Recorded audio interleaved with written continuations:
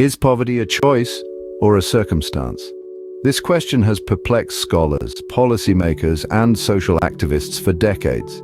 As we delve into the roots of poverty, it becomes evident that it's not a simple black and white issue.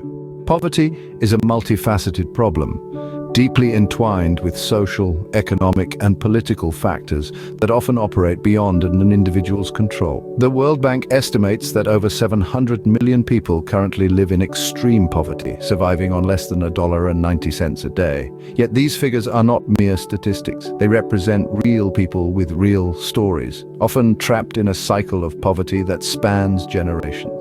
Consider the effects of systemic inequality. In many societies, access to wealth, education, and opportunities largely depends on the circumstances of one's birth. If a child is born into a poor family, they are more likely to remain poor. This isn't due to a lack of ambition or effort, but because they face a steeper uphill climb compared to their wealthier counterparts. The issue of poverty also links to the availability of quality education. UNESCO reports that children from the poorest households are up to 4 times more likely to be out of school than those from the richest. Without access to quality education, these children face limited job opportunities in the future, perpetuating the cycle of poverty. Then there's the problem of health. Illness can plunge families into poverty, with medical costs accounting for up to half of income in the poorest households, according to the World Health Organization. Furthermore, poor health can hinder a person's ability to work, reducing their income potential and perpetuating poverty. So what's the takeaway from all this? Poverty isn't a choice. It's a complex issue rooted in systemic inequalities and lack of opportunities. Those born into poverty aren't at fault for their circumstances.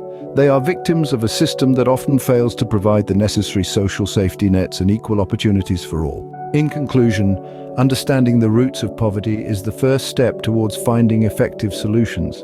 It's not about blaming the poor for their situation, but about addressing the systemic issues that perpetuate poverty. Remember, when a child is born into poverty, it isn't their fault. It's a societal issue that requires collective action and systemic change.